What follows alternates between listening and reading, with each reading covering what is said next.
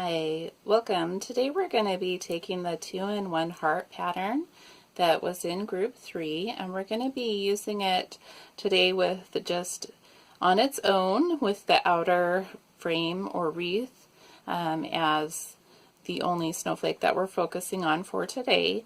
We're going to be showing you how to put a pattern onto freezer paper and then onto wool so that we can do a wool applique.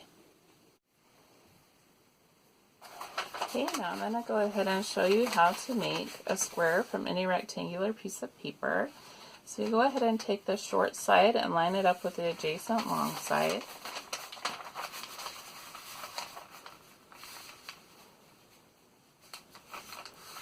And as we do, just make our fold one. And then we also have this line. We use the side of the paper to cut the paper for our square. Then we go ahead and match the two small points. And I usually do put the slick, kind of waxy side in the center when I'm doing this, so it gets covered up on that first fold. Go ahead and fold here.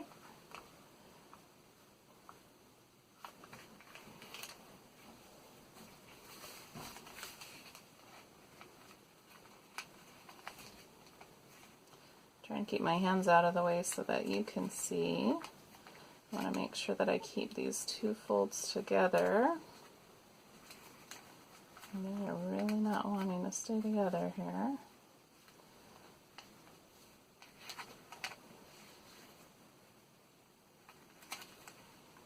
Sometimes the materials you're using will fight you a little bit more than other times.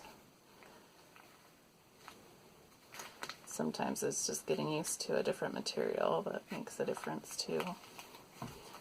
Let's fold 4 and then I refold 3.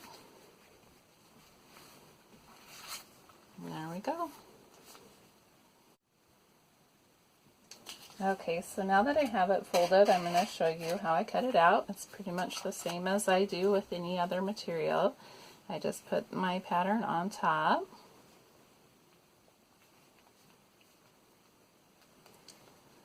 Hold it on with some paper clips. You can use staples if you want. Some people prefer that, but it's just up to you. I like to experiment with the leftovers, so I tend to not like staples. I also like that I can reuse the paper clips over and over. So we're going to go ahead and cut out the heart shapes to make sure that we like how they look, especially if you were to make this wreath a lot larger just by blowing up the pattern. You would want to double check and make sure that you're still happy with how the hearts look.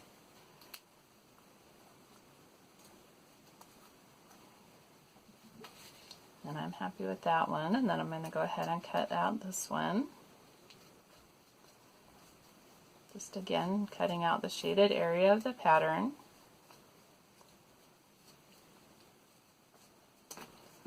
And then checking to make sure it turned out how I would like it.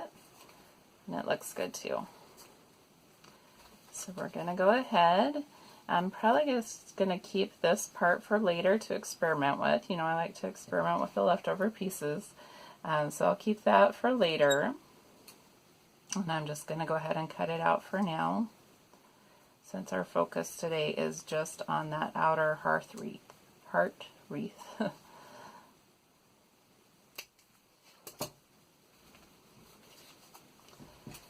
Okay, so I put our little ice cream cone here to the side.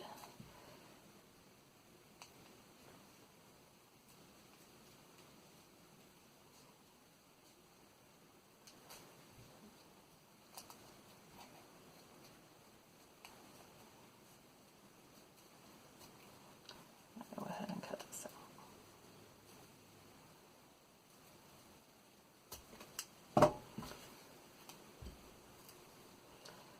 The freezer paper is actually pretty easy to work with. It might be slightly easier than the regular 20-pound copy paper. It's about on that same level though. And there is our wreath.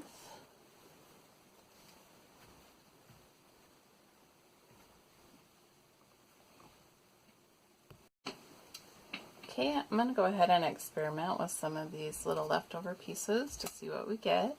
Since I'm not going to use that pattern, I'm going to go ahead and take it off. I think I'm going to go ahead and do a little bit of sketching on here.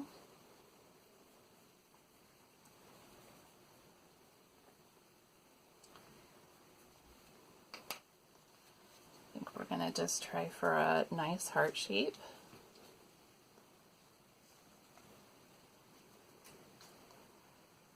The center is a nice flower shape too, so we'll open this up and see how we like the heart, but I think we also have a nice flower shape there with the center.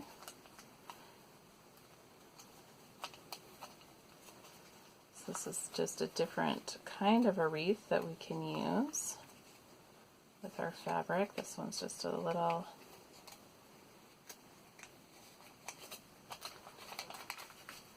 simpler than all of the other cutouts, so it should be easier to applique around. And then we're also going to go ahead and open this one up. This one would be a really cute, just little floral shape.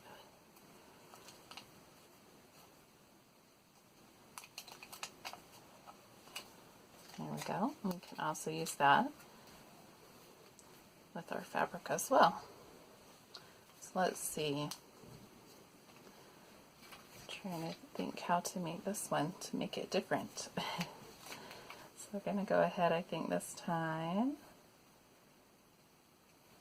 We'll just go ahead and do a heart like this. Do another one that connects over.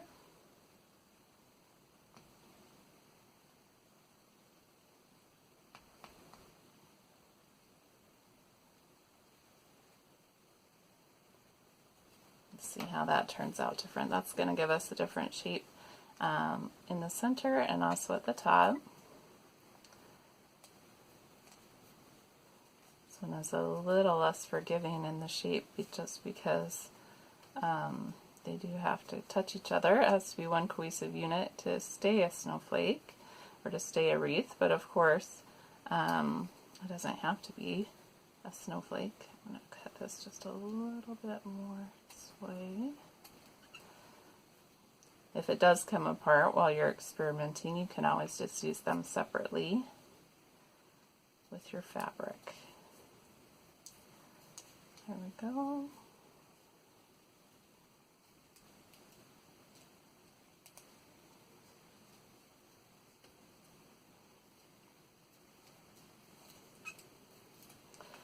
I'm just going to check and see what I think about these heart shapes. I do actually like those. They turned out pretty good. Nice, cute shapes.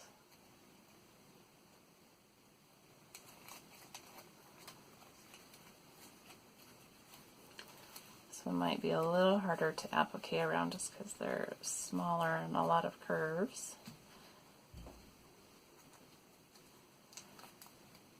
You could always change the center of this one or add to the center of this one. Maybe for both of these, really, you could add a circle or some circles or French knots in the center after we get done here.